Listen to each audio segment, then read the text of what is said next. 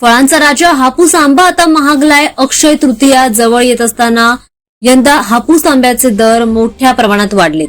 कोकणातील उत्पादन घटल्यामुळे बाजारात आंब्यांची आवक आता कमी झाली आहे आणि त्यामुळे सर्वसामान्यांच्या आवाक्याबाहेर हापूस आंबा गेलाय.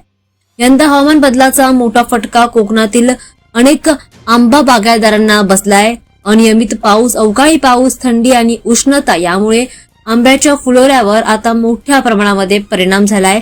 उत्पादन लक्षणीयरित्या घटलेलं आहे. काही ठिकाणी उत्पादन 50 ते 70% कमी झाल्याचंही सांगितलं जात आहे. गेल्या वर्षी बाजारामध्ये दररोज 20 ते 25 हजार पेट्या येत असताना यंदा ही संख्या फक्त 8 ते 10 हजारांवर पोहोचली.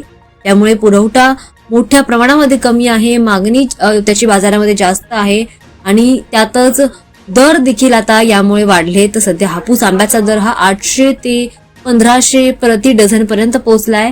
गेल्या वर्षी याच काळामध्ये हा जो दर आहे तो 500 ते 800 प्रति डझन होता. त्यामुळे दर जवळपास दुप्पट झालेत आणि त्यामुळेच सर्वसामान्य ग्राहकांना मोठा फटका बसतोय. अक्षय तृतीयेला पूर्वजांना आंब्याचा नैवेद्य देण्याची दाखवण्याची परंपरा आहे. मात्र यंदा वाढत्या दरामुळे अनेक कुटुंबांना हा नैवेद्य देणं आता फारच कठीण होत आहे.